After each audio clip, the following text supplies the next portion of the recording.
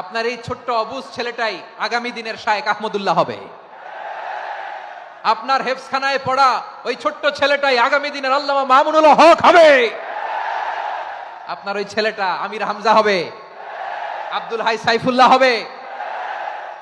এভাবে বড় বড় আলেম হবে, তারা যুগশ্রেষ্ঠ আলেম হবে। সেই একদিন এই বাংলাদেশের পার্লামেন্টে যে বক্তব্য দিয়ে যশোরের পক্ষে কথা বলবে। আপনি জানেন না, কাউকে ছোট করবেন না, আপনি ওর কনফিডেন্স আপনি কমাবেন না, আপনি কমাতে পারেন না। প্যান্ডেলে আমার যে মা বোনেরা আছেন, ছেলে মেয়েদেরকে কখনো ছোট করে কথা বলবেন না। ও যে কোথায় যাবে আপনি জানেন না, আপনি মা হয়ে তাকে সাহস দিবেন, তার কল্পনার জগৎটাকে সাজাতে তাকে উৎসাহিত করবেন, ঠিক কিনা বলেন? আর আমার প্যান্ডেলের আমার প্রিয় শ্রদ্ধাশীলা মায়েরা বোনেরা, আপনারা তো আরো দামি সম্পদ। বিশ্বনবী বলেন, আর দুনিয়া কুল্লুহা মাতা। আল্লাহ আল্লাহ আল্লাহ, বিশ্বনবীর কথার ওজন দেখেন। আর দুনিয়া কুল্লুহা মাতা ওয়া খায়রু মাতা'আদ দুনিয়াল মারআতুস সালিহা। বিশ্বনবী বলেন, দুনিয়ায় যা দেখো সব আল্লাহর দেওয়া অ্যাসেট, মানে সম্পদ। আর এত অ্যাসেটের ভিড়ে সবচাইতে শ্রেষ্ঠ সম্পদ হচ্ছে নেককার নারী। সুবহানাল্লাহ। ভাইয়েরা বোনের সাথে খারাপ আচরণ করো না, সন্তান মায়ের সাথে খারাপ আচরণ করো না। আমাদের মায়েরা আমাদের asset, they are our priceless asset. কারণ এই মায়েদের পেটে এসেছে আল্লাহর ওলিরা, এই মায়েদের পেটে এসেছে খান জাহান আলী, এই মায়ের পেটে এসেছে শাহজালাল ইয়ামানি, এই মায়ের পেটে এসেছে আল্লাহর সব নবীরা। নাকি নবীরা আকাশ থেকে ধপ করে জমিনে নেমে আসছে? মায়ের পেটে আসছে। এই মায়ের পেটগুলো খনি।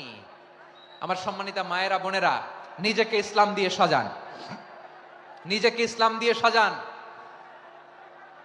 নিজেকে পবিত্র রাখুন, নিজের আব্রু ঈমান ইজ্জতের হেফাজত করুন, কোরআন পড়ুন, সুন্নাহ পড়ুন। আপনি জানেন না আপনার গর্ভে কে আসছে, কোন ক্ষণজন্মা পুরুষকে আল্লাহ তাআলা আপনার গর্ভে পাঠাবে, আপনি জানেন না। মায়েরা নিজেদেরকে পবিত্র রাখুন, ইসলাম চর্চা করুন, কোরআন চর্চা করুন, নৈতিকতা দিয়ে নিজেকে সাজান। যশোরের জেনজি, নিজেদেরকে প্রস্তুত রাখো আগামীর বাংলাদেশের জন্য। নৈতিকতা, মোরালিটি, ভ্যালিউজ দিয়ে নিজেকে সাজাও, ইসলাম দিয়ে নিজেকে সাজাও। কারণ আগামীর বাংলাদেশ ইসলামের বাংলাদেশ। বাংলাদেশের আসল পরিচয় ইসলাম। বাংলাদেশের আসল পরিচয় কি? সবাই বলে না। বাংলাদেশের আসল পরিচয় কি? এই ইসলাম নিয়ে আমরা সংসদ ভবন সাজাবো, রাজি আছি না নাই? শেকড় ভুলে যাওয়া যাবে না। আমরা ধাপে ধাপে শারিয়া আইনের দিকে যাব ইনশাআল্লাহ, কিন্তু জঙ্গিবাদ দিয়ে নয়, কট্টরপন্থা দিয়ে নয়। আমরা ইন্টেলেকচুয়ালি, গ্রাজুয়ালি, ধাপে ধাপে শারিয়া আইনের দিকে মুভ করবো ইনশাআল্লাহ। বলো লিল্লাহি তাকবীর। এদেশের আসল পরিচয় সবাই বলে না, আওয়াজ করে, এদেশের আসল পরিচয়। এদেশে আজান শুনে সূর্য ওঠে শহর গ্রামে, এদেশে আজান শুনে সূর্য ডুবে সন্ধ্যা নামে, এদেশে সকল কাজে সবাই বলে বিসমিল্লাহ, এদেশে ভালো কিছু দেখে শুনে হাসি মুখে সবাই বলে মাশা আল্লাহ। সুবহানাল্লাহ সুবহানাল্লাহ সুবহানাল্লাহ সুবহানাল্লাহ সুবহানাল্লাহ সুবহানাল্লাহ সুবহানাল্লাহ সুবহানাল্লাহ। ও নবীন তরুণ, তোমার কিসের এত ভয়? জেনে রেখো বাংলাদেশের আসল পরিচয়। বাংলাদেশের আসল পরিচয় ইসলাম। আওয়াজ তুলে বলো, আসল পরিচয় কি?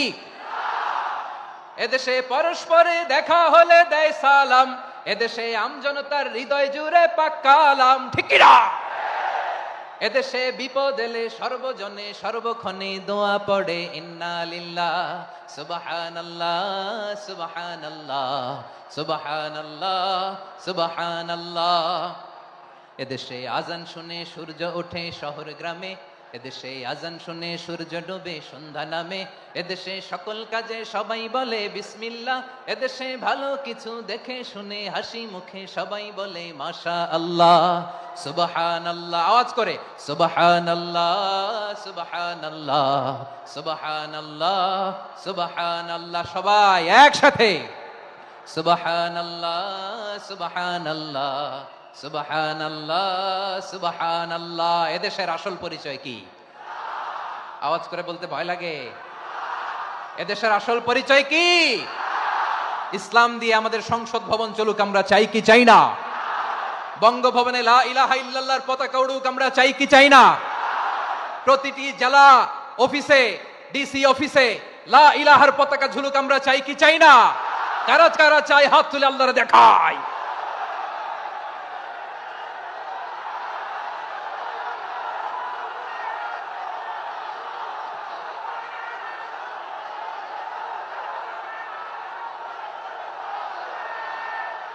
মাশাআল্লাহ, মাশাআল্লাহ, মাশাআল্লাহ, মাশাআল্লাহ। যশোর, আওয়াজ করে বলো, ভালো মানুষ না খারাপ মানুষ? বুঝে বলছো তো? মানুষ ভালো হলে যে কত ভালো। এই মানুষকে যত্ন নিলে, মানুষকে মানুষ বানালে যে সে কি হতে পারে শুনবা? হ্যাঁ, নাকি মোনাজাত দিয়ে দিব? শুনবা? তাহলে থামতে হবে। থামো, আমি যখন বলবো থামো থামো, তাকবীরের সময় দিলে তাকবীর। থামো থামো। মানুষকে যত্ন নিলে, এদিকে এদিকে, ড্রোন নামায় ফেল। হয়েছে, ড্রোনের ফুটেজ হয়ে গেছে, এবার ড্রোন নামায় ফেল। আমার দিকে তাকাও। মানুষকে, তোমরা এদিক সেদিক তাকালে তো গুরুত্বপূর্ণ পয়েন্ট মিস হয়ে যাবে। এদিকে এদিকে, হ্যাঁ মাস, ঠিক আছে। এদিকে মানুষকে যত্ন নিলে মানুষের মধ্যে আল্লাহ কি পটেনশিয়াল রেখেছে। আমি জাপানের দুইটা উদাহরণ দেই। জাপানের, এই এই এভাবে এভাবে হবে, হয় বসো নয় পেছনে, কথা নাই। কথা তো বলাই যাবে না, হারাম কথা বলা। আজকে একেবারে চুপ। আজকের জন্য হারাম করে দিছে আমি, কিছু সময়ের জন্য একেবারে নিষিদ্ধ। জাপানের দুইটা উদাহরণ দেই, খেয়াল করে একটু শুনেন, বুঝবেন। আল্লাহ, 2022 সালে জাপানের সাথে জার্মানির খেলা, ফিফা ওয়ার্ল্ড কাপ 2022। এক পক্ষে জাপান, আরেক পক্ষে কোন দেশ? কথা শুনে নাই। এক পক্ষে কোন দেশ? আরেক পক্ষে সবাই। এক পক্ষে, আরেক পক্ষে। ওই খেলায় জিতেছিল জাপান, জিতেছিল 22 সালের এই ফিফা ওয়ার্ল্ড কাপে জাপান ফুটবল খেলায় জিতে, as a part of their celebration তারা খেলার পরে পুরো স্টেডিয়ামটারে ক্লিন করে। The fan base of Japan, লক্ষ লক্ষ মানুষ খেলা দেখতে যায়, তো এত ডাস্টবিনও তো নাই। তো যারা ডাস্টবিনে জায়গা পায় নাই, তারা এই যে চকলেটের প্যাকেট, পানির বোতল, চিপসের প্যাকেট তারা এদিকে সেদিকে রেখে দিয়েছে। জাপানের ভক্তরা, জাপানের ফলোয়াররা, as a part of their celebration তারা খেলার পরে পুরো স্টেডিয়ামের সব ময়লা আবর্জনা ক্লিন করে তারপরে বিদায় নিয়েছে। তাদেরকে কি ক্লিন করার দায়িত্ব দেওয়া হয়েছিল? এই যশোর, জাপানের যে ছেলেরা খেলা দেখতে গেছিল ওদেরকে কি ক্লিন করার দায়িত্ব দিছিল? তারা কি স্টেডিয়ামের পরিচ্ছন্নতা কর্মী? তাদের আকল, তাদের সিক্স সেন্স তাদেরকে বলেছে। ছোটবেলা থেকে জাপান গভর্নমেন্ট ওদেরকে এত পরিচ্ছন্নতা শেখায়, ক্লিনলিনেস অ্যাওয়ারনেস ক্যাম্পেইন করায়। ক্লাসে আমি দেখেছি, ক্লাসে নিজের বেঞ্চ নিজে মুছে, ক্লাসের মাঝখানে একটা সময় দেয়, নিজের টেবিল নিজে মুছে, নিজের ক্লাসরুমটা নিজে পরিষ্কার করে। রাস্তাঘাটে একটা ধুলা নাই, ময়লা নাই, একটা টিস্যু নাই।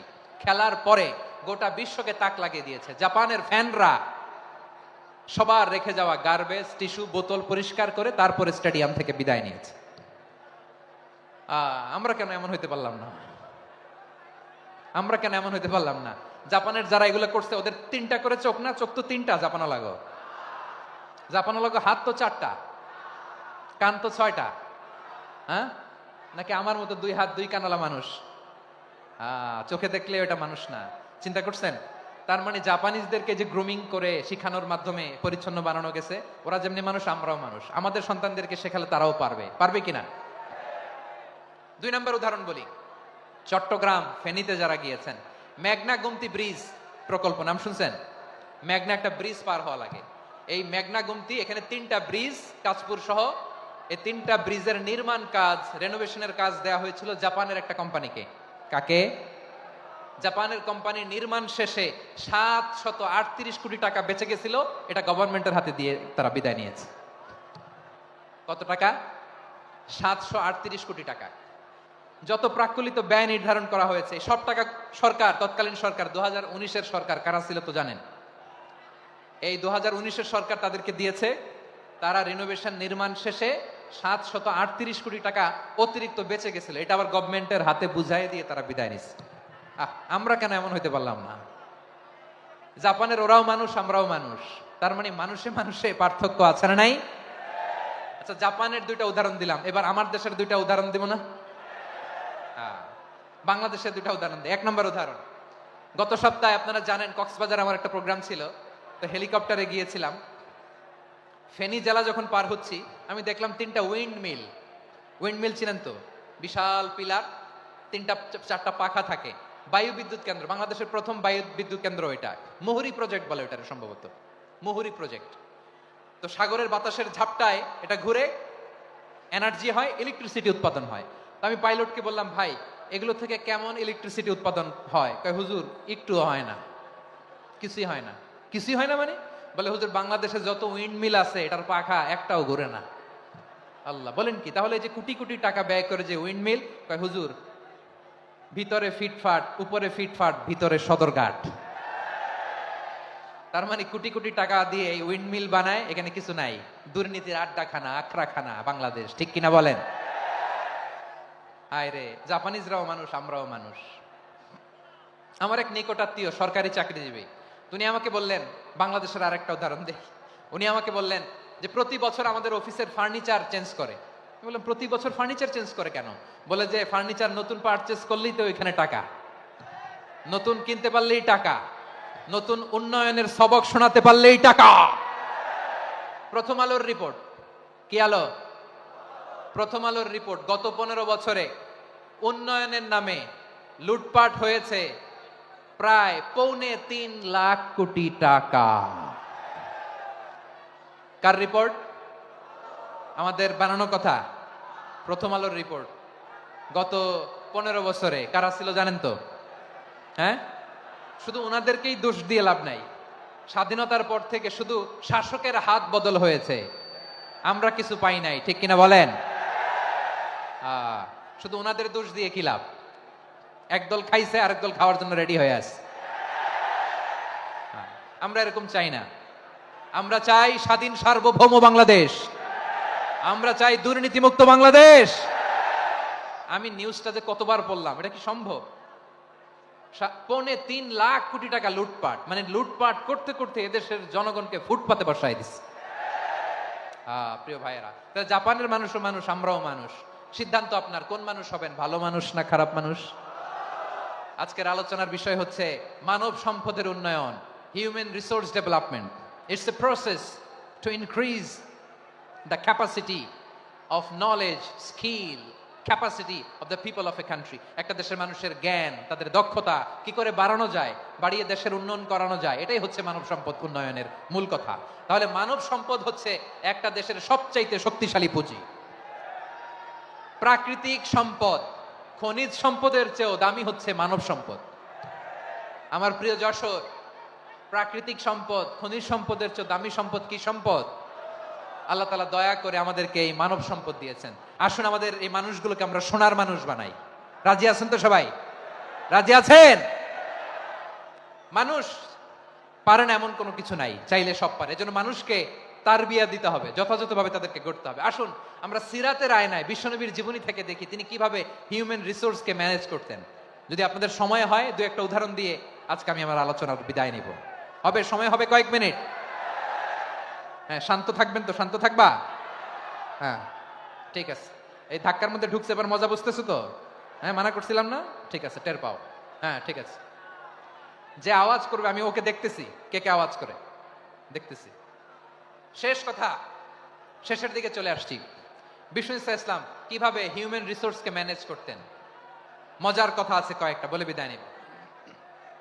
বিশ্বনবী কিভাবে এই মানব সম্পদকে ম্যানেজ করতেন। বিশ্বনবী he was a very good talent hunter, চৌকস ট্যালেন্ট হান্টার ছিল।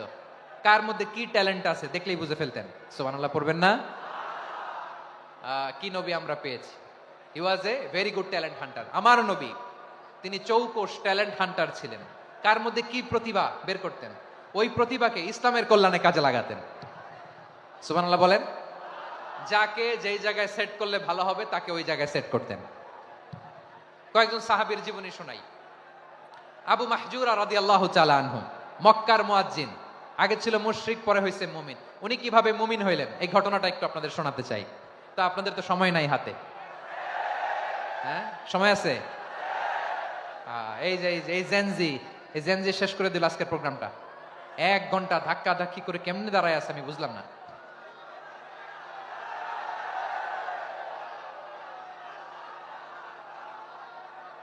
না না, তাকবির না, তাকবির না, চুপ করতে হবে। What I need you stop, just shut up, চুপ। হ্যাঁ ঠিক আছে, এভাবে। আবু মাহজুরা রাদিয়াল্লাহু তাআলা আনহু কিভাবে মুসলিম হলেন আওয়াজ করে শুনেন। হুনাইনের যুদ্ধ 8ম হিজরি, বিষ্ণু ইসলাম হুনাইনের যুদ্ধ শেষে ফিরতেছেন, পথিমধ্যে বেলাল রাদিয়াল্লাহু তাআলা আনহু। এই যে আবার কথা, আই রে আল্লাহ রে, এখানে ধাক্কা থাকি কেন? চলে যাও, পেছনে যাও, যাও পেছনে যাও। কি আজীব তামাশা, যেখানে যায় এখানে ধাক্কা ধাক্কি, মারামারি, গায়ের উপরে কাঁধের উপরে শাউটিং। অনেক গুরুত্বপূর্ণ কথা পয়েন্ট করে নিয়ে আসে যে বলবো, এই শাউট করার কারণে প্রোগ্রামটাই নষ্ট করে দেয়। আসছে আমার ভালোবাসা দেখাইতে, প্রোগ্রামটাই শেষ করে দিয়ে চলে যায়। স্টপ, আবার কথা বল, স্টপ। হুনাইনের যুদ্ধে 8ম হিজরি, কত হিজরি সবাই বলেন না একটু, কত হিজরি? 8ম হিজরিতে হুনাইনের যুদ্ধে রাসূল সাল্লাল্লাহু আলাইহি ওয়াসাল্লাম ফিরে আসতেছেন মদিনায়। পথিমধ্যে বেলাল রাদিয়াল্লাহু তাআলা আনহু আযান দিচ্ছেন। কি দিচ্ছেন? তো পাশে ছিল মুশরিকদের একটা পল্লী, কিছু মুশরিক তরুণ, কিছু অমুসলিম কিশোর, তারা আযানকে ব্যঙ্গ করতেছে। আমাদের বাংলায় মুখ ভেঙ্গানো বলে আর কি। বেলাল রাদিয়াল্লাহু তাআলা আনহু আযান দিচ্ছেন, ওই বাচ্চাগুলো মুশরিক, তো ওরা আযানকে ব্যঙ্গ করতেছে, বিকৃতি করে ওরাও আযান দিচ্ছে। উদ্দেশ্য হচ্ছে আযানকে নিয়ে ঠাট্টা করা। উদ্দেশ্য কি? ঠাট্টা করা। ব্যাপারটা মনে কষ্ট পাওয়ার মতো ব্যাপার না? কিন্তু বিশ্বনবী ওইখানে দেখেন কি খুঁজলেন। বিশ্বনবী খেয়াল করলেন অমুসলিম কিশোরদের মধ্যে থেকে একটা কিশোরের গলাটা বড় দরাজ গলা, কণ্ঠটা বড় সুন্দর। খেয়াল করে দেখলেন যে কিছু কিশোর বেলালের আযানকে ব্যঙ্গ করে, বিকৃতি করে, কিন্তু একজনের কণ্ঠ দেখতে পাচ্ছেন না এত দূরে, কিন্তু কণ্ঠটা বড় সুন্দর, দরাজ গলা। বিশ্বনবী সাহাবীদেরকে বললেন, ধরো এগুলারে, ধরো। সবগুলারে ধরে বিশ্বনবীর সামনে আনা হলো। ওরা হাঁটু গেড়ে বসলো। বিশ্বনবী বললেন, তোমাদের মধ্যে কে যেন ব্যঙ্গ করে আযান দিচ্ছিল, তার গলাটা বড় উঁচু, গলার বেসটা বড় মজবুত, মেলোডিয়াস, সুমধুর কণ্ঠ, কে? আবু মাহজুরা বলে, আমার বন্ধুরা সবাই আমার দিকে আঙ্গুল দেখায়, আমি পড়ে গেছি বিপদে। রাসূল সাল্লাল্লাহু আলাইহি ওয়াসাল্লাম বাকি অমুসলিম তরুণদেরকে ছেড়ে দিলেন, বললেন তোমরা যাও। এবার আবু মাহজুরারে পাইছে। আবু মাহজুরার চুলের মধ্যে হাত দিলেন বিশ্বনবী, মাথায় হাত দিয়ে বললেন, এবার আযান দাও দেখি। আবু মাহজুরা বলে, আমি তো আযান দিতে জানি না, কারণ আমি তো বেলালেরটা শুইনা দিছি, আমার তো মুখস্থ নাই, আমি তো আযান দিতে জানি না। বিশ্বনবী বললেন, জানো না? তাহলে আসো আমি তোমারে শিখাই দেই। সুবহানাল্লাহ পড়ে। আবু মাহজুরা হাঁটু গেড়ে বসে, বিশ্বনবীর মোবারক হাত আবু মাহজুরার চুলের মধ্যে। বিশ্বনবী আযানের মুআল্লিম, আবু মাহজুরাকে বলতেছে, ঠিক আছে তোমারে শিখাই দিচ্ছি, আমি যা যা বলবো আমার সাথে সাথে বলো, পারবা? আবু মাহজুরা বলে, পারবো। বিশ্বনবী আযান দিচ্ছেন, মাথায় হাত দিয়ে, আল্লাহু আকবার, আল্লাহু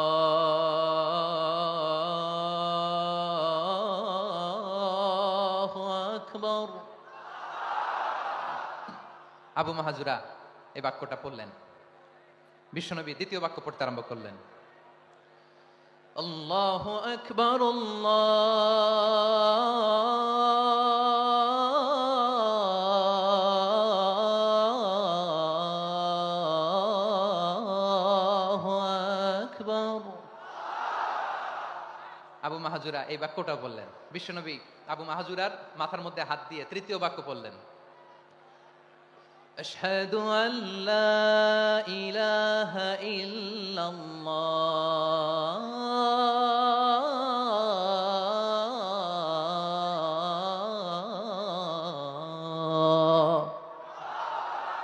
আবু মাহজুরা তৃতীয় বাক্য পড়লেন। বিশ্বনবী একটা বাক্য পরে আবু মাহজুরা পরে, বিশ্বনবী পরে আবু মাহজুরা পরে। আবু মাহজুরা কিন্তু অমুসলিম, মুশরিক।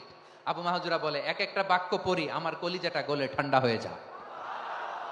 এতদিন মোহাম্মদকে গালি দিতাম, এখন মোহাম্মদ আমার মাথায় যখন হাত রাখছে আমার সারা শরীর ঠান্ডা হয়ে গেছে।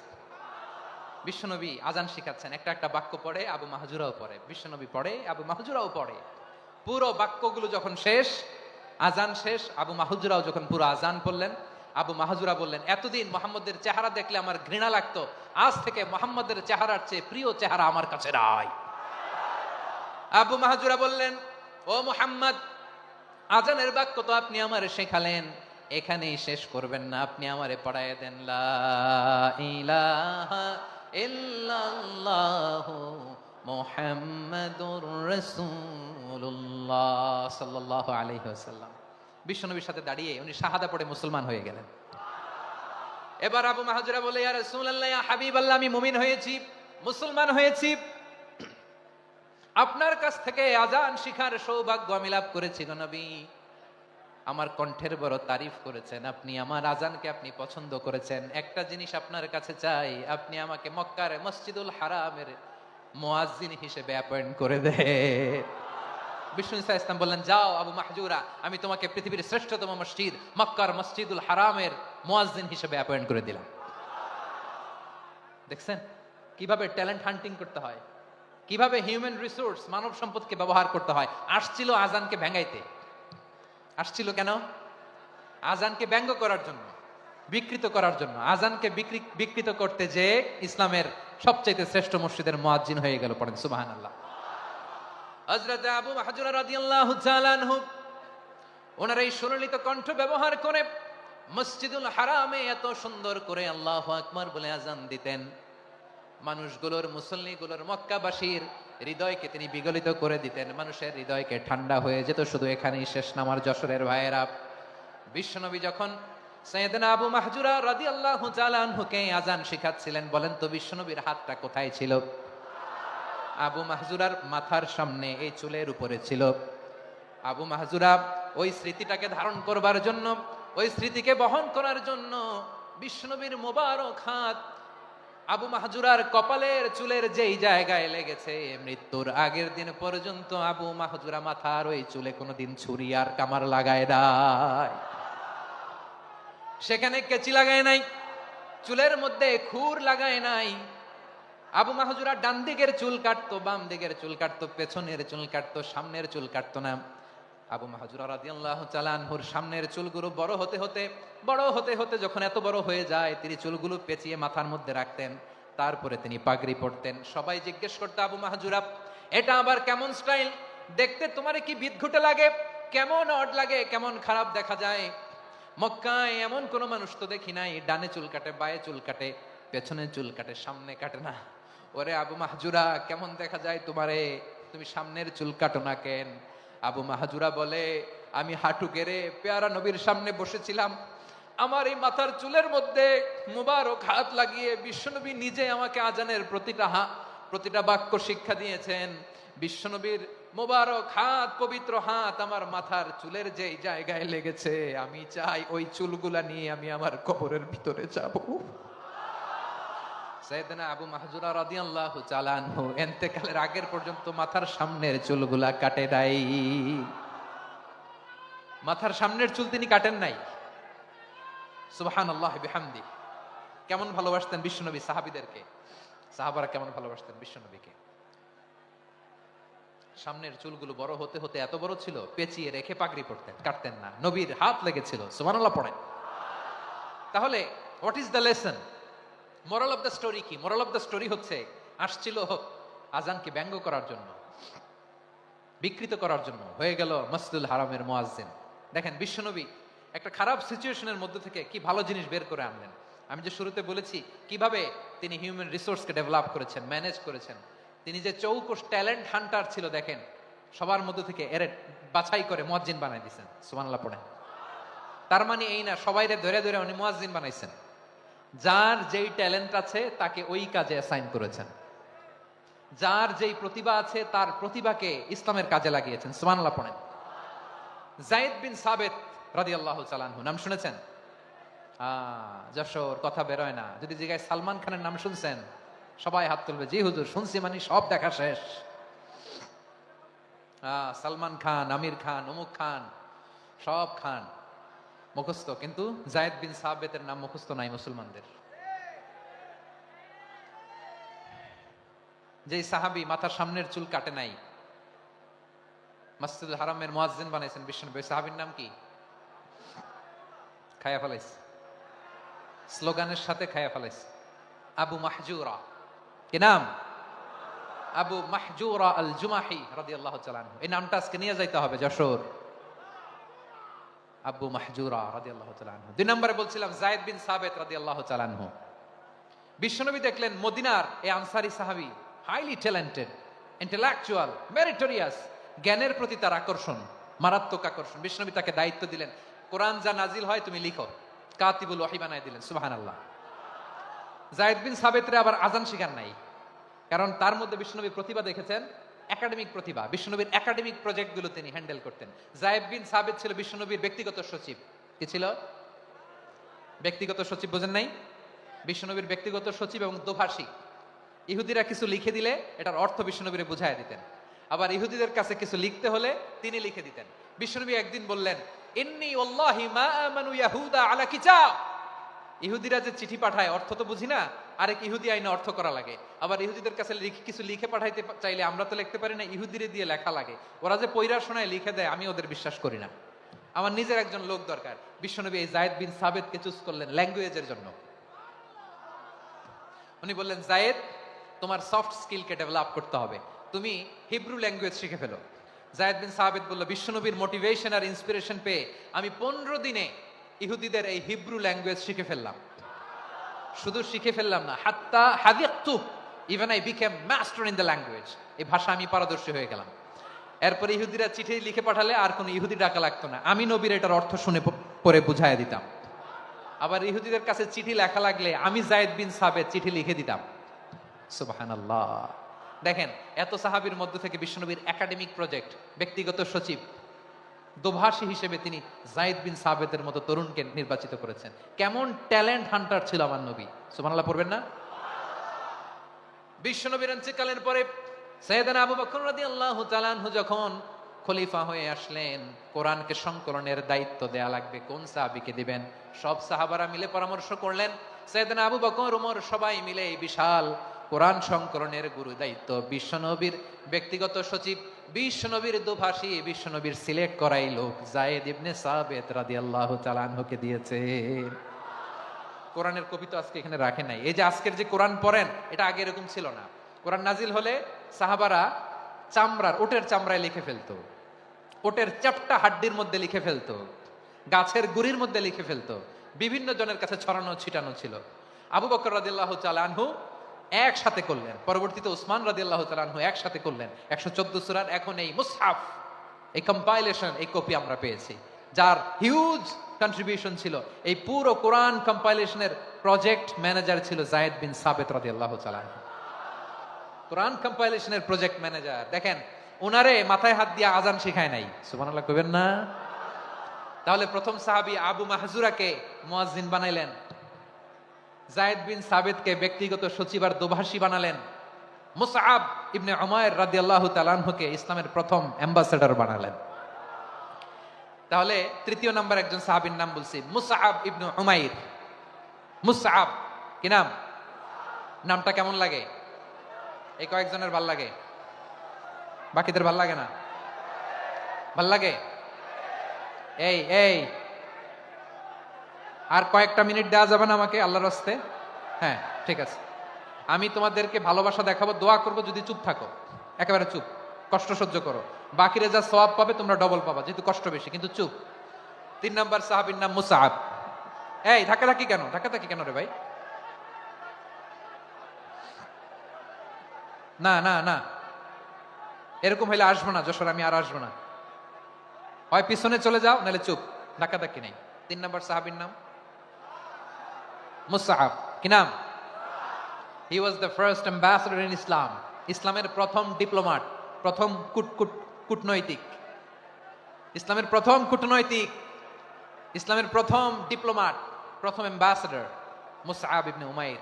মক্কার তরুণ যুবক, উনি পারফিউম লাগাইলে মানুষ দেখলেই বুঝতো এটা মুসআব লাগাইছে। এমন ড্যাশিং ফেসের ছিল, এমন স্মার্ট ড্যাশিং ফেস, এমন পার্সোনালিটির মানুষ ছিল মুসআব রাদিয়াল্লাহু তাআলা আনহু। কারণ যিনি ইসলামের স্পোকম্যান হবেন, মুখপাত্র হবেন, তার স্মার্ট হওয়ার দরকার আছে না নাই? আকাবার প্রথম শপথ যখন হলো, তাদের সাথে বিষ্ণু ইসা ইসলাম মদিনাতে একজন মুখপাত্র পাঠালেন, ডিপ্লোম্যাটকে পাঠালেন, অ্যাম্বাসেডর অফ ইসলাম। তিনি হচ্ছেন মুসআব ইবনে উমাইর। পড়েন সুবহানাল্লাহ। বিশ্বনবী দেখলেন সে অনেক স্মার্ট, তার ডেডিকেশন আছে, সিনসিয়ারিটি আছে, এবং মদিনায় যে আউস খাজরাজ গোত্রের নেতাদের সাথে ডিল করতে হবে, ইহুদিদের সাথে ডিল করতে হবে, ওখানে একজন পাক্কা জানু খেলোয়াড়ের দরকার আছে না নাই? মুসআব ইবনে উমাইর রাদিয়াল্লাহু তাআলা আনহু, ওনাকে বিষ্ণু ইসা ইসলাম চুজ করলেন।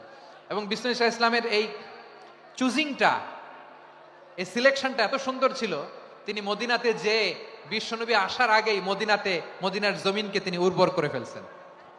প্রতিটা ঘরে ঘরে কালিমার দাওয়াত তিনি পৌঁছায় দিচ্ছেন। জুমার বিধান নাজিল হয়েছে, কিন্তু মক্কায় পরিবেশ নাই জুমা পালনের। বিষ্ণু ইসা ইসলাম একজনকে দিয়ে খবর পাঠালেন, যাও মদিনায় মুসাবকে যে বলো, মুসাব তো আমার শিক্ষক, আমার স্পোকম্যান, মদিনাতে যেন তারা জুমা কায়েম করে। বিশ্বনবীর আগেই মুসাব মদিনার মুসলিমদেরকে নিয়ে মদিনায় প্রথম জুমা কায়েম করে ফেলছে। কোন সুবহানাল্লাহ। ডিপ্লোম্যাটদের কেমন হইতে হয়, অ্যাম্বাসেডার কেমন হইতে হয়, মুসআব রাদিয়াল্লাহু তাআলা আনহুর কাছ থেকে শিখে নাও। মুসআব নামটা কেমন লাগে? যশোর যাদের সন্তান হবে, ছেলে সন্তান, আমার রাস্তায় পাইলে সবাই জিজ্ঞেস করে, হুজুর একটা নাম দেন, আমার ছেলে হবে। যশোরবাসীর জন্য আমি একটা নাম দিয়ে দিলাম, নাম রাখতে হবে মুসআব। কি নাম? নামটা যাদের ভাল লাগে, ছেলে সন্তান অনাগত আসবে, মনে চাইলে নাম রেখে দিবেন মুসআব রাদিয়াল্লাহু তাআলা আনহুর নামে মুসআব। তাহলে মুসআব রাদিয়াল্লাহু তাআলা আনহুকে বিশ্বনবী ল্যাঙ্গুয়েজ শিখান নাই, সফট স্কিল শিখান নাই। যায়েদ রাদিয়াল্লাহু তিনি হিব্রু ল্যাঙ্গুয়েজ শিখেছেন, সুরিয়ানি শিখেছেন, কিন্তু মুসআবকে তিনি বানিয়েছেন the spokesman of Islam, the first diplomat, the ambassador of Islam. সুবহানাল্লাহ পড়বেন না? আব্দুল্লাহ ইবনে আব্বাস রাদিয়াল্লাহু তাআলা আনহু বিশ্বনবীর কাজিন, চাচাতো ভাই। আবার মাইমুনা রাদিয়াল্লাহু তাআলা আনহু, মাইমুনা নবীর স্ত্রী, তিনি ছিলেন আব্দুল্লাহর আপন খালা। তো নবীর বউ যদি ওনার খালা হয়, নবী তার কি? বুঝে নাই, নবী তার কি? খালু। তাহলে সম্পর্ক অনেক গভীর, কাজিন আবার খালু। ছোট্ট মানুষ, তাই রাতে মাঝে মাঝে ঘরে থাকতো। বিশ্বনবী দেখলেন আব্দুল্লাহ যেহেতু আমার ঘরে ঢুকতে পারে, আব্দুল্লাহরে এই উম্মতের বড় শিক্ষাবিদ বানাইতে হবে। কথা বোঝে নাই? আব্দুল্লাহকে কি বানাইতে হবে? শিক্ষাবিদ, এডুকেটর অফ দিস উম্মাহ, এই উম্মার শিক্ষাবিদ বানাইতে হবে। তাই আব্দুল্লাহ ইবনে আব্বাসকে বিশ্বনবী হাতে কলমে শিক্ষা দিয়েছেন। আহারে, আর এরপরে যে কি ভাষা আসবে তোমাদের জন্য আমার মুখ থেকে আমি নিজেও জানি না। 1 ঘন্টা যাবত ধাক্কা ধাক্কি মারামারি। তো আসতে বলছে কে তোমাকে? পেছনে চলে যাও, জায়গা না পেলে। পুরো প্রোগ্রামটাই নষ্ট করে দিল। জি, আমার দিকে তাকান, আমি শেষ করে দিচ্ছি। হবে না, ইন্টেলেকচুয়াল আলোচনা এখানে হবে না, আমি বুঝতে পারছি, আমি শেষ করে দিচ্ছি। আব্দুল্লাহ ইবনে আব্বাস রাদিয়াল্লাহু তাআলা আনহু, মনোযোগ দিয়ে কয়েকটা মিনিট শুনুন, আমি এখনই শেষ করে দিচ্ছি। এরপর আওয়াজ করবে, এই যে এগুলো কি আমি বুঝলাম না। আমি বললাম না সব করা যাবে, বসে যাও, শুয়ে যাও, চলে যাও, আওয়াজ করা যাবে না। অন্যকে বসো এটা বলার দরকার নাই, জাস্ট এদিকে তাকাও। আল্লাহ। আব্দুল্লাহ ইবনে আব্বাস রাদিয়াল্লাহু তাআলা আনহু, ওনাকে বিশ্বনবী হাতে কলমে শিক্ষা দিয়েছেন, যেহেতু উম্মতের শিক্ষাবিদ হবেন, এডুকেটর হবেন। তো বিশ্বনবী রাতে যখন তাহাজ্জুদ পড়তেন, ছোট্ট আব্দুল্লাহ ঘরে থাকতো। বুঝতে পেরেছেন? ছোট্ট মানুষ তো ঘরে থাকতো। তো বিশ্বনবী তাহাজ্জুদের জন্য একবার দাঁড়িয়েছেন, ছোট্ট আব্দুল্লাহ ওযু করে দাঁড়াইছে। আচ্ছা বলেন তো, ইমাম আর মুসল্লি মোট যদি 2 জন হয়, একজন ইমাম একজন মুসল্লি, তো মুসল্লি ইমামের কোন দিকে দাঁড়াবে? ডানে দাঁড়াবে। ছোট্ট আব্দুল্লাহ বুঝে নাই, বিশ্বনবী তাহাজ্জুদ শুরু করেছেন, উনি ইক্তেদা করছেন আর দাঁড়াইছেন বায়ে। কোথায় দাঁড়িয়েছেন? আব্দুল্লাহ বলেন, যখন আমি বায়ে দাঁড়ালাম, আখাযা রাসূলুল্লাহ সাল্লাল্লাহু আলাইহি ওয়াসাল্লাম উযুনি আল ইউমনা ইয়াফতিলুহা, বিশ্বনবী নামাজরত অবস্থায় আমার কান ধরে টেনে আমার ডান দিকে এনে দাঁড় করায় দিলেন। পড়েন সুবহানাল্লাহ। দেখেন, হাতে কলমে শিক্ষা। আর জীবনে ভুলাবে? কথা কয় না, আর ভুলাবে? আর ভুল হবে না।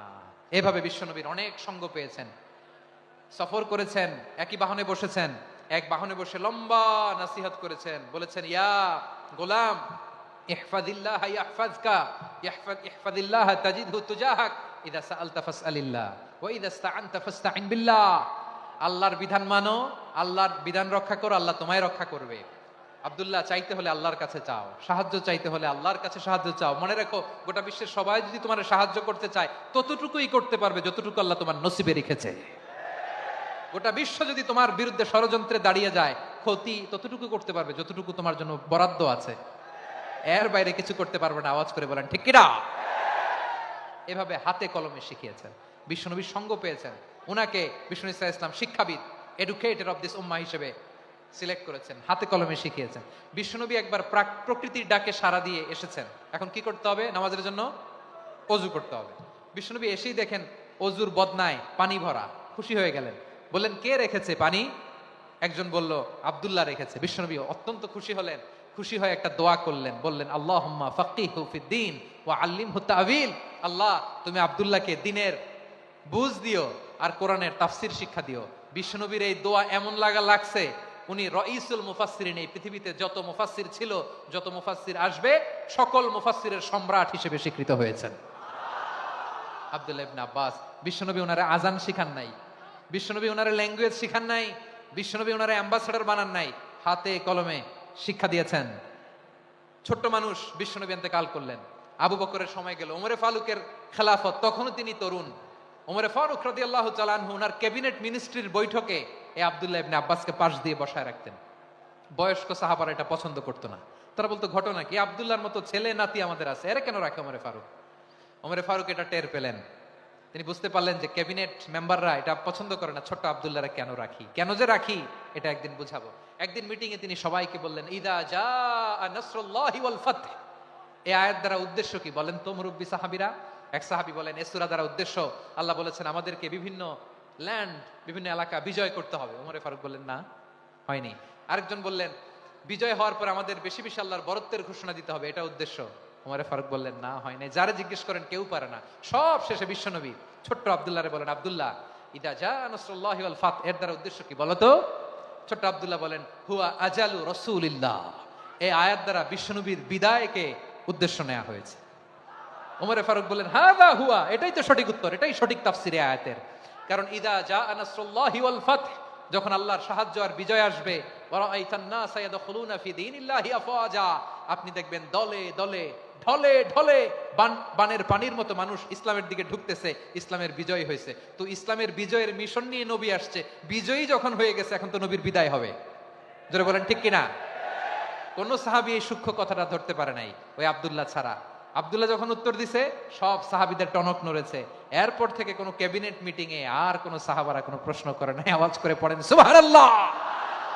বিশ্বনবী আব্দুল্লাহ ইবনে আব্বাসকে দ্য এডুকেটর অফ দ্য উম্মাহ, উম্মার শিক্ষাবিদ হিসেবে গ্রহণ করেছেন। আওয়াজ করে পড়তে হবে আল্লাহু আকবার। সাহাবীদের নামগুলো মনে থাকবে?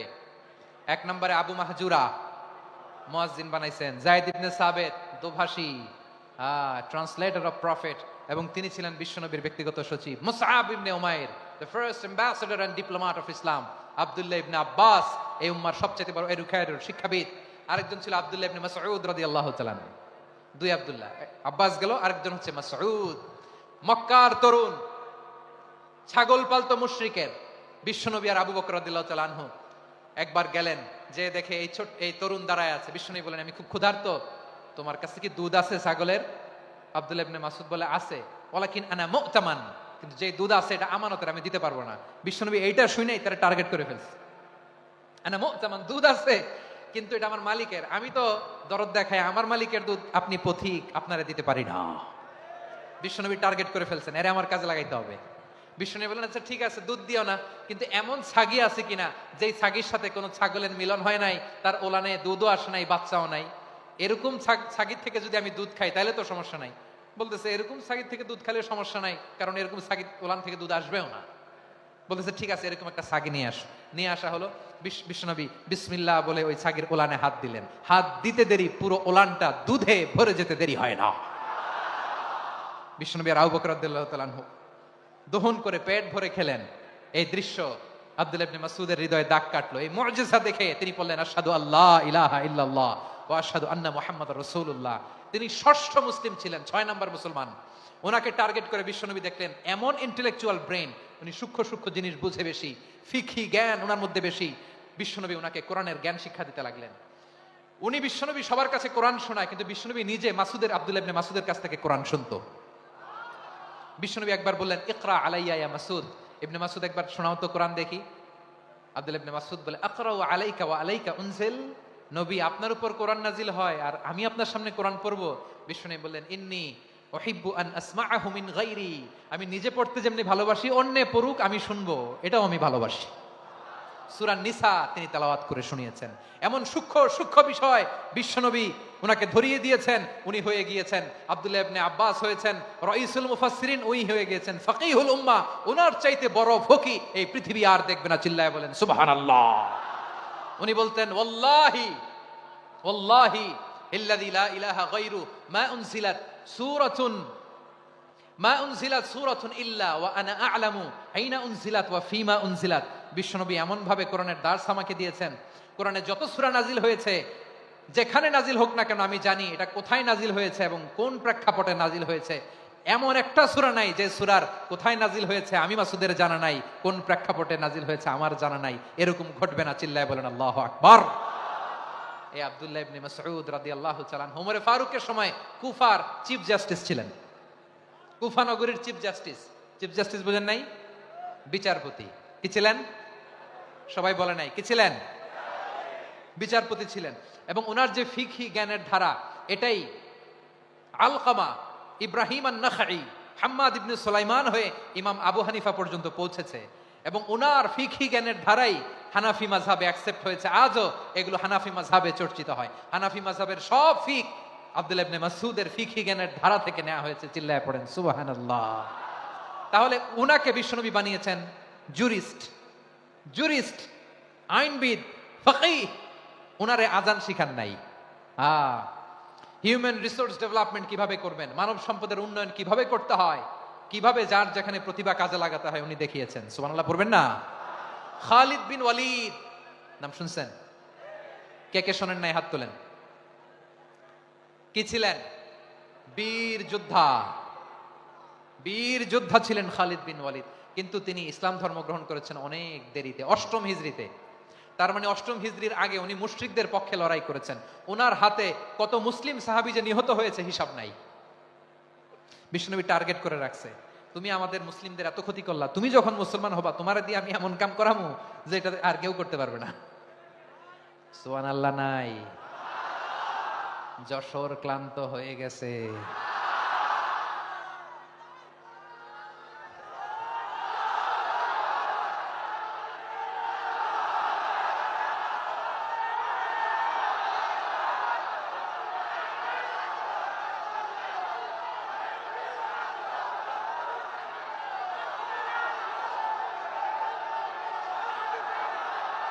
মাশাআল্লাহ। বসুন বসুন বসুন।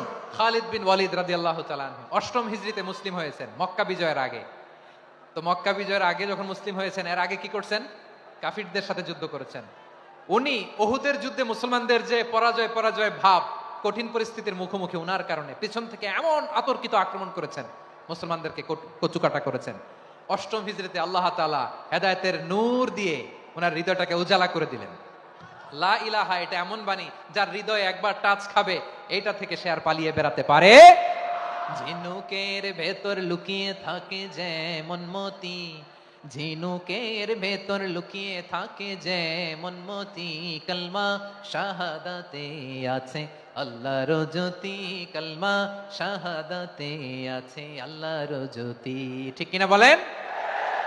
মক্কা বিজয়ের আগে মুসলিম হলেন, হওয়ার পরেই বিশ্বনবীর টার্গেট ফুলফিল হলো। ওই যে টার্গেট করে রেখেছেন আর দোয়া করেছেন, খালিদ বিন ওয়ালিদ যদি মুসলিম হয় তাকে আমি মিলিটারি চিফ বানাবো। ওনাকে আজান শিখান নাই, ওনারে কান ধইরা নামাজের এই মাথা থেকে ওই মাথা আনান নাই, ফিকহি কোরআনের সূক্ষ্ম তাফসীর ওনারে শিখান নাই, অ্যাম্বাসেডর বানান নাই। বিষ্ণু ইসলাম উনাকে সামরিক অভিযানে প্রেরণ করেছেন। সামরিক অভিযানে তিনি প্রেরণ করেছেন। উনার জীবদ্দশায় উনার নেতৃত্বে যতগুলো যুদ্ধ হয়েছে একটা যুদ্ধেও তিনি পরাজয় বরণ করেন নাই। ওমর ফারুকের সময়কালে তিনি চিফ অফ মুসলিম মিলিটারি মানে মুসলিম সেনাপতি হয়েছেন। যশোর আওয়াজ করো, ঠিক কিনা বলো? সেনাপতি, মুসলিম সেনাপতি। তাহলে কিভাবে হিউম্যান রিসোর্স ব্যবহার করতে হয় গোটা বিশ্ব আমার নবীর কাছ থেকে শিখে নাও। খালিদ বিন ওয়ালিদ, ওনাকে বিশ্বনবী একটা উপাধি দিয়েছেন। উপাধিটা হচ্ছে সাইফুল্লাহিল মাসলুল, আল্লাহর নাঙ্গা তরবারি, আল্লাহর খোলা তরবারি, দ্য ওপেন সোর্ড অফ আল্লাহ। খালিদ বিন ওয়ালিদ, মুসলিম সেনাপতি। হাসান বিন সাবেত, নাম শুনছেন? দেখি উনি কি ছিল বলেন। রাসূলের সভা কবি, কালচারাল হিজিমনিকে ডিফিট করার জন্য উনি ভালো অস্ত্র চালানো জানতেন না, ওই কাজে উনি যেতেন না। ওনার ছিল কাব্য প্রতিভা।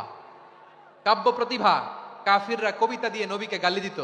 বিশ্বনবী বলতেন, ইয়া হাসান আজিব আন রাসূলিল্লাহ, তুমি নবীর হয়ে কাফেরদের এই কথাগুলোর জবাব দাও। বিশ্বনবীর একটা মিম্বার ছিল, বিশ্বনবীর মিম্বারের পাশাপাশি মসজিদে নববীতে এই হাসান বিন সাবেতের জন্য বিশ্বনবী একটা স্পেশাল মিম্বার বানিয়ে দিয়েছেন। এখান থেকে তুমি জবাব দাও। এবং বিশ্বনবী বলেছেন, আল্লাহুম্মা আইয়িদহু বিরূহিল কুদুস, আল্লাহ হাসান আমার পক্ষে জবাব দেয়, তুমি জিব্রাইল মারফত তাকে সাহায্য পাঠাইয়া দিও। রাসূল সাল্লাল্লাহু আলাইহি ওয়াসাল্লামের সভা কবি, the poet of the prophet, নবীর কবি। উনি কবিতা দিয়ে এমন উচ্চাঙ্গের ভাষায় কবিতা দিয়ে তিনি জবাব দিতেন, কাফিরদের গা শিহরে যেত, তাদের হৃদয়ে আগুন ধরে যেত। তাহলে এরকম কবিরও দরকার আছে না নাই? এখন যাকে আল্লাহ দিছে কাব্য প্রতিভা, এরা যদি আপনি যুদ্ধের ময়দানে পাঠান হবে? যারা দিছে সুরেলা গলা, এরা যদি অ্যাম্বাসেডর বানান হবে না। হাসান বিন সাবেত ছিলেন বিষ্ণু ইসলামের কবি। হুযায়ফা ইবনুল ইয়ামান বিশ্বনবীর গোয়েন্দা বিভাগের প্রধান। কিসের প্রধান? হুযায়ফা ইবনুল ইয়ামান। ওনার ছিল ডিটেকটিভ মাইন্ড, ডিটেকটিভ মাইন্ড, গোয়েন্দা বিভাগের প্রধান। এবং উনি হচ্ছেন সাহিবু সিররি রাসূলিল্লাহ, রাসূল সাল্লাল্লাহু আলাইহি ওয়াসাল্লামের গোপন তথ্যের ধারক বাহক। নবীর যেই কথা কেউ জানে না, সব হুযায়ফার পেটের ভিতরে ছিল। সুবহানাল্লাহ পড়েন। মদিনার যত ইহুদিদের একটা লিস্ট ছিল, এই লিস্ট শুধু দুইজন জানতো, বিশ্বনবী আর হুযায়ফা। সুবহানাল্লাহ পড়বেন না? তাহলে ওনাকে কোন দায়িত্ব দিছে? কোন বিভাগ? যশোর, আওয়াজ করো, কোন বিভাগ? গোয়েন্দা বিভাগের হেড ছিল।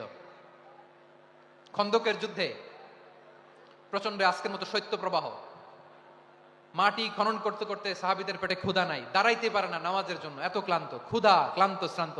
বিশ্বনবী বললেন, কে আছো এই কঠিন শীত, এই ভয় আর ক্ষুধার মধ্যেও খন্দকের পরীক্ষার টপকে শত্রু শিবিরে যে আমাকে তথ্য দিবা, কে আছো? কারো গায়ে শক্তিই নাই যে দাঁড়াবে, কেউ দাঁড়ায় না। বিশ্বনবী তখন নিজে হুযায়ফাকে ডাক দিলেন, হুযায়ফা, যে আমাকে আজকে শত্রু শিবিরের তথ্য এনে দিবে, সে জান্নাতে আমার মোরাফাকা, আমার সঙ্গী হবে। হুযায়ফা রাদিয়াল্লাহু ইবনুল ইয়ামান জীবনের ঝুঁকি নিয়ে এই ক্ষুধা, শৈত্য প্রবাহ, কোল্ড ওয়েভসকে উপেক্ষা করে পরীক্ষা টপকে শত্রু শিবিরে যে সবার কথাগুলো চুপে চুপে শুনে বিশ্বনবীর দরবারে এসে গোয়েন্দাদের মতো তথ্য সরবরাহ করেছে। বিশ্বনবীর গোয়েন্দা বিভাগের প্রধান হুযায়ফা ইবনুল ইয়ামান ইন্টেলিজেন্স বিভাগ চালাতেন। মুনাফিকদের নাম ওনার কাছে ছিল। মুআয ইবনে জাবাল মদিনা রাষ্ট্রের সবচেয়ে সিনিয়র আমলা ছিলেন। আমলাতন্ত্র চিনেন তো? প্রশাসনিক কাজ যারা চালায়, অ্যাডমিনিস্ট্রেশন বুঝেন না? The department of administration. মদিনার রাষ্ট্রের সিনিয়র আমলা মুআয ইবনে জাবাল মুতাখাসসিসুন ফিল হালাল ওয়াল হারাম, হালাল হারামের স্পেশালিস্ট ছিলেন। বিশ্বনবী উনাকে ইয়ামানের গভর্নর করে পাঠাইছেন।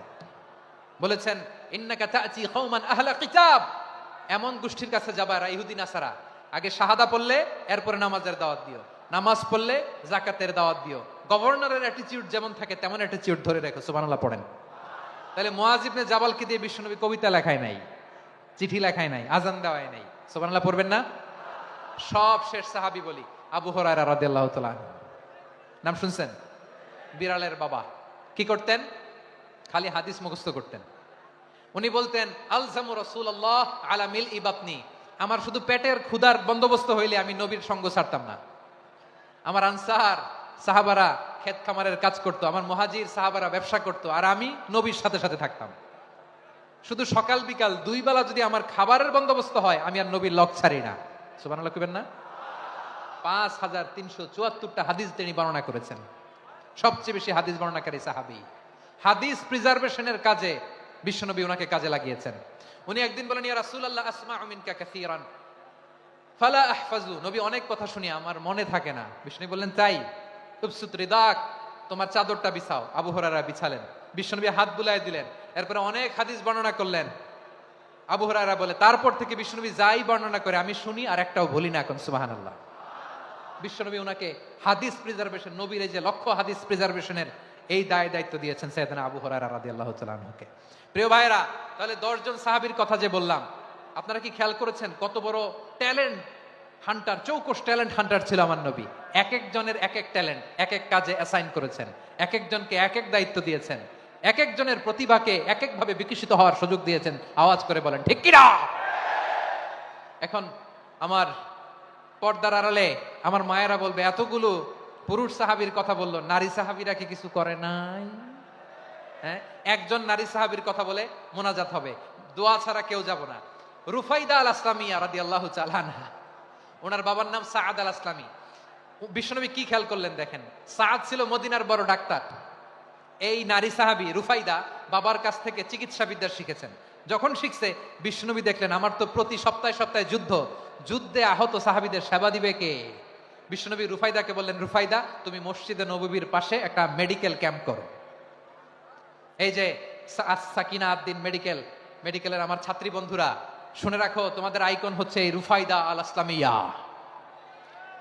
বিশ্বনবীর ডিরেকশন অনুযায়ী তিনি মসজিদে নববীর পাশে একটা মেডিকেল ক্যাম্প করলেন এবং আহত সাহাবাদের চিকিৎসা উনি ওনার টিম নিয়ে দিতেন।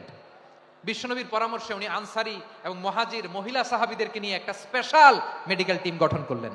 খায়বার যুদ্ধে 7ম হিজরিতে যখন বিশ্বনবী যায়, উনি ওনার টিম নিয়ে আসলেন, বললেন, ইয়া রাসূলুল্লাহ, আমরা তো তলোয়ার চালাতে পারি না, আমরা তো তীর মারতে পারি না, আপনি যদি অনুমতি দেন খায়বার অভিযানে আমি আমার টিম নিয়ে মেডিকেল টিমের সেবাটা সার্ভিসটা দিতে চাই। পড়েন সুবহানাল্লাহ। বিশ্বনবী অনুমতি দিলেন, যোদ্ধা সাহাবীদের সাথে রুফাইদা আল আসলামিয়া উনিও মেডিকেল টিম নিয়ে অগ্রসর হলেন। খায়বারের প্রতিটা আহত ইনজুর্ড সাহাবী যারা ইনজুরি শিকার হয়েছেন, সবাই রুফাইদা আল আসলামিয়ার এই মেডিকেল ক্যাম্প থেকে চিকিৎসা সহায়তা পেয়েছেন। সুবহানাল্লাহ পড়েন।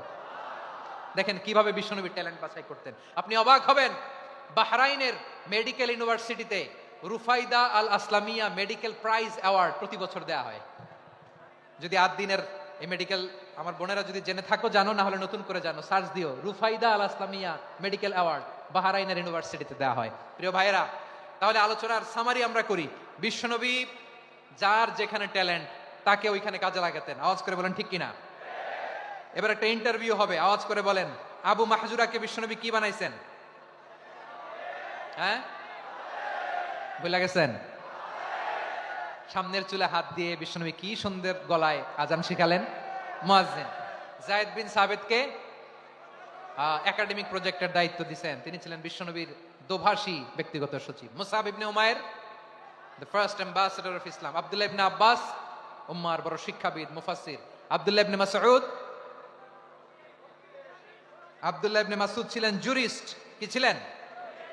জুরিস্ট ছিলেন, এই উম্মার সবচেয়ে বড় জুরিস্ট। খালিদ বিন ওয়ালিদ, সেনাপ্রধান। হাসান বিন সাবিত ছিলেন বিশ্বনবীর সভাকবি। কি ছিলেন? বিশ্বনবীর সভাকবি ছিলেন। এরপরে হুযায়ফা ইবনুল ইয়ামান কি ছিলেন? গোয়েন্দা বিভাগের প্রধান। মুআয ইবনে জাবাল কি ছিলেন? সিনিয়র আমলা, ইয়ামানের গভর্নর। আবু হুরায়রা রাদিয়াল্লাহু তাআলা আনহু হাদিস প্রিজার্ভেশনের কাজ করেছেন। আর আমাদের রুফাইদা আল আসলামিয়া রাদিয়াল্লাহু তাআলা আনহা কি ছিলেন? নার্স ছিলেন, নার্স হয়ে মেডিকেল সেবা দিয়েছেন। প্রিয় ভাইরা, পুরো আলোচনার যদি সামারি করি, তাহলে বিশ্বনবী যেভাবে হিউম্যান রিসোর্সকে ম্যানেজ করেছেন, যার যেখানে প্রতিভা কাজে লাগিয়েছেন, আমরাও যদি করি, আমাদের বাংলাদেশের চিত্র আমরা পাল্টে দিতে পারবো। আমরা শুরুতে শুনেছি মানুষের আছে অসীম সম্ভাবনা, প্রতিটা মানুষ অনন্য, যত্ন নিলে, যথাযথ পরিচর্যা করলে মানুষ বিশ্ব জয় করতে পারে। ঠিক কিনা? আমাদের হাফেজে কোরআনের সামনে দাঁড়াতে পারে এমন কোন হাফেজে কোরআন আল্লাহর জমিনে জন্ম হয় নাই। গোটা বিশ্ব কাঁপিয়ে তারা সেরা, আমাদের ক্রিকেটাররা সেরা, আমাদের তৈরি পোশাক শিল্প সেরা। এরকম অনেক অনেক সেরা জিনিস আছে, আমরা এগুলোরে নার্চারিং করতে পারি নাই, পরিচর্যা করতে পারি নাই, সঠিক তারবিয়াতের অভাব। তাহলে মানুষের অসীম সম্ভাবনাকে কাজে লাগাতে হবে। ঠিক কিনা বলেন? ইউনুস গভর্নমেন্টকে আমি বলবো, অল্প সময়ের জন্য আপনারা এসেছেন, সংস্কারও করতে হবে, আবার নির্বাচনও করতে হবে। সব সংস্কার হতে করতে পারবেন না, যতটুকু পারবেন এর মধ্যে আমাদের যে হিউজ ম্যান পাওয়ার, আমাদের যে মানব সম্পদ, হিউম্যান রিসোর্স, এটাকে ডেভেলপ করে আপনাদের যেতে হবে। যেটা পারবেন না সেটাকে পরবর্তী নির্বাচিত গভর্নমেন্টের কাছে রেখে যেতে হবে, যে তারা যেন করে, তাদের কাছে আপনারা এটা রেখে যাবেন। তাহলে মানুষ চাইলে বিশ্ব জয় করতে পারে। আর মানুষকে হারাতে পারে কেউ? জোরে বলো যশোর, মানুষকে হারাতে পারে কেউ? আল্লাহ আমাদেরকে জনসংখ্যা দিয়েছেন প্রিয় ভাইয়েরা। এই জনসংখ্যা অনেক বড় সম্পদ, এটা আমাদের জন্য অভিশাপ নয়, আশীর্বাদ। আমাদের জনসংখ্যাকে যদি আমরা জনশক্তিতে রূপান্তর করতে পারি, আজকে বাংলাদেশ যে অবস্থানে দাঁড়িয়ে আছে, বাংলাদেশ তার 20 গুণ উন্নতির শিখরে চলে যাবে। চিল্লায় বলো ঠিক কিনা? আমাদের শ্রমিক ভাইয়েরা বাইরে কাজ করে, আমাদের শ্রমজীবী ভাইয়েরা, প্রবাসীরা, তাদের ব্যাপারে গুরুত্ব দিতে হবে। আমাদের শ্রমের দাম সবচেয়ে কম, সবচেয়ে কম। তারা এম্বাসিতে গুরুত্ব পায় না, এয়ারপোর্টে গুরুত্ব পায় না। এই সরকার অবশ্য তাদেরকে অনেক গুরুত্ব দিচ্ছে। আমাদের অদক্ষ শ্রমিককে যখন আমরা দুবাই পাঠাই, অল্প বেতন পায়, কিন্তু ইন্ডিয়ানরা দক্ষ শ্রমিক পাঠাইলে তার 3 গুণ বেতন পায়। আমরা আমাদের শ্রমিকদেরকে অদক্ষ ভাবে আর পাঠাতে চাই না, দক্ষ শ্রমিক পাঠিয়ে আমরা রেমিটেন্সের বন্যা বইয়ে দেব। আমাদের শ্রমিকদের পাঠানো রেমিটেন্সের টাকায় সচল থাকে আমার দেশের অর্থনীতির চাকা। তাদেরকে সবচেয়ে গুরুত্ব দিতে হবে। আমরা পেয়েছি ফ্রিডম ফাইটার, মুক্তিযোদ্ধা, আর আমার প্রবাসী ভাইরা হচ্ছে রেমিটেন্স ফাইটার। জোরে বলো ঠিক কিনা? তাহলে আমাদের এই জনশক্তিকে জনসম্পদে ট্রান্সফর্ম করতে হবে, ঠিক কিনা বলেন? সরকার জনগণকে এভাবে পলিশ করতে হবে। মা বাবারা ছেলে মেয়েদের মধ্যে কার কোন যোগ্যতা তাকে ওইভাবে কাজে লাগাতে হবে। সবার এ প্লাস পাওয়ার কোনো দরকার নাই। আমাদের দেশে একটা টেন্ডেন্সি আছে, পরীক্ষায় এ প্লাস না পাইলে তুই কি করলি, পাশের বাড়ির ছেলে এ প্লাস পাইছে, যা ওর পা ধোয়া পানি খা। কি খা? আমি ভাবছি যে পা ধোয়া, এ প্লাস পাওয়া ছেলেদের পা ধোয়া পানির একটা পানির ব্র্যান্ড বানাইতে হবে। এরকম লেখা থাকবে, এ প্লাস পাওয়া ছেলেদের পা ধোয়া পানি। খাওয়া নাই, এগুলার খাওয়া নাই। ওরে আল্লাহ এ প্লাস পাওয়ার জন্য বানাইছে, আর আপনার ছেলেকে এই এ প্লাস গুলারে নিয়ন্ত্রণ করার জন্য আল্লাহ বানাইছে। ওকে দিয়ে আল্লাহ কি করবে আপনি জানেনই না। একটা এ প্লাস, একটা এ গ্রেড একটা মানুষের জীবনকে ঠিক করে দিতে পারে না। আপনার ছেলেকে আল্লাহ অন্যদিকে যোগ্যতা দিয়েছে। ওদের মনোবল ভাঙবেন না, খবরদার, খবরদার। ছেলে মেয়েদের মনোবল ভাঙবেন না। যাকে দিয়ে যেটা হবে তাকে দিয়ে সেটা করতে হবে, তার প্রতিভাকে সেভাবে কাজে লাগাতে হবে। তাহলে বাংলাদেশ, আমাদের এই জনসংখ্যা জনসম্পদে রূপান্তরিত হবে। আমাদের সরকারের তত্ত্বাবধানে আমাদের 18 কোটি জনগণ দক্ষ জনশক্তিতে রূপান্তরিত হোক। আমরা চাই কি চাই না? আমরা ভালো মানুষ, শ্রেষ্ঠ মানুষ হতে চাই কি চাই না? ওই জাপানিজদের মতো সৎ, ওই ইউরোপিয়ানদের মতো কালচার, আমাদেরকে আল্লাহ তাআলা কোরআন সুন্নাহ অনেক কিছু দিয়েছেন। যেহেতু বর্তমানে আমরা দেখছি তারা সৎ, তাদের মধ্যে ভ্যালু আছে, সেগুলো আমাদের মধ্যে আনার দরকার আছে না নাই? আর ইসলাম দিয়ে আমাদের জীবনকে সাজাতে হবে, ইসলাম দিয়ে আমার পরিবারকে সাজাতে হবে। ইসলাম থেকে, কোরআন থেকে প্রেসক্রিপশন না নিলে জীবন সুন্দর হবে না। কোরআন থেকে প্রেসক্রিপশন না নিলে সমাজ সুন্দর হবে না। কোরআনের প্রেসক্রিপশন না মানলে রাষ্ট্র সুন্দর হবে না। কোরআনের প্রেসক্রিপশন অ্যাপ্লাই না করলে শুধু দুর্নীতি দমন কমিশন দিয়ে দুর্নীতি বন্ধ করা যাবে না। এজন্য কোরআনের আইন আমরা চাই কি চাই না? প্রিয় ভাইয়েরা, হিউম্যান রিসোর্স ডেভেলপমেন্ট, মানব সম্পদের উন্নয়ন, আমাদের সরকার যেন এদিকে নজর দেয়। আমরা যেন এই ব্যাপারে যত্নবান হয়ে উঠি। যাকে আল্লাহ যে যোগ্যতা দিয়েছে, এই যোগ্যতা দিয়ে আমরা যেন ইসলামের জন্য, দেশের জন্য কাজ করি। আমরা যেন আমাদের স্কিল ডেভেলপ করি, আমাদের পটেনশিয়ালকে ডেভেলপ করি। মোরালিটি, ভ্যালিউজ নিয়ে শাইখ আহমদুল্লাহ আলোচনা করেছেন, এগুলো দিয়ে যেন আমরা আমাদেরকে সাজাই। আল্লাহ তাআলা আমাদের দেশকে তুমি নিরাপদ করো, আমরা পড়ি আমিন।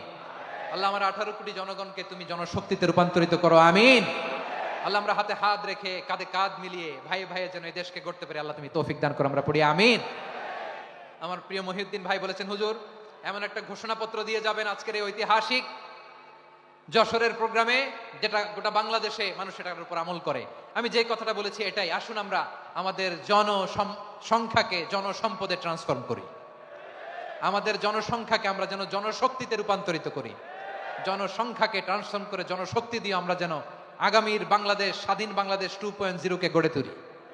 আল্লাহ তাআলা আমাদের সবাইকে কথাগুলো বোঝার, আমল করার তৌফিক দান করুন। এই জেনজি, ক্ষমা করে দিও আমাকে, অনেক ধমক দিছি, বকা দিছি। আল্লাহ তোমাদেরকে করুক, কবুল করুক, যশোরবাসীকে কবুল করুক, আদ দিনকে কবুল করুক, এই মেডিকেল কলেজকে কবুল করুক, ইসলামের জন্য বাদ ভাঙা এই জোয়ার এবং উচ্ছ্বাসকে আল্লাহ তাআলা কবুল করুক। হাদা মা ইনদি ওয়াল ইলমু ইনদাল্লাহ আলাইহি তাওয়াক্কালতু ওয়া ইলাইহি উনীব। সুবহানাকাল্লাহুম্মা বিহামদিকা আশহাদু আল্লা ইলাহা ইল্লা আনতা আস্তাগফিরুকা।